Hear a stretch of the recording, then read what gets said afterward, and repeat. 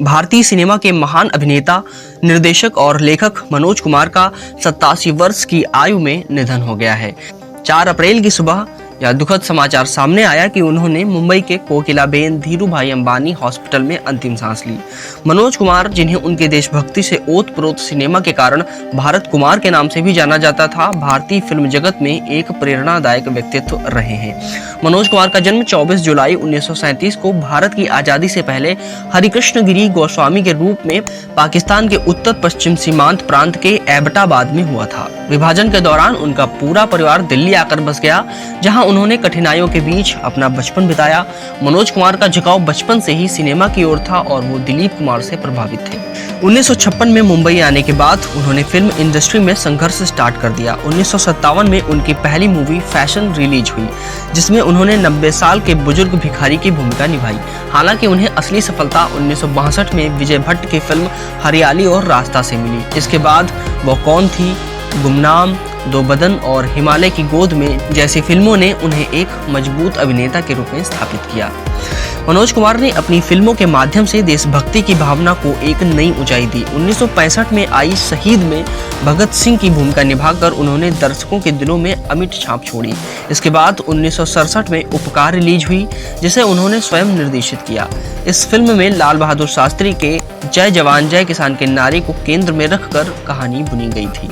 Film का गीत मेरे देश की धरती आज भी देशभक्ति की भावना को प्रज्वलित करती है। मनोज कुमार ने पूरब और पश्चिम, रोटी कपड़ा और मकान, क्रांति जैसी फिल्मों से सामाजिक मुद्दों और राष्ट्रवाद को मुख्य धारा सिनेमा का हिस्सा बनाया।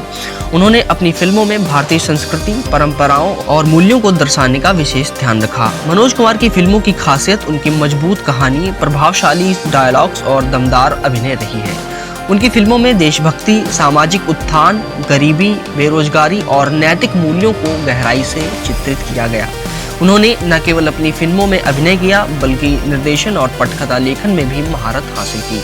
उनकी फिल्मों में एक खास तरह की संवेदनशीलता और गहराई होती थी, जो दर्शकों के दिलों को छू जाती थी। उनकी फिल्म क्रांति भारतीय स्वतंत्रता संग्राम पर आधारित सबसे चर्चित फिल्मों में से एक मानी जाती है। मनोज कुमार के अतुलनीय योगदान के लिए उन्हें कई सम्मान मिले। 1992 में उन्हें पद्मश्री से सम्मानित किया गया, जबकि 2015 में उन्हें भारतीय सिनेमा के सर्वोच्च सम्मान दादा साहब फाल्के पुरस्कार से नवाजा गया।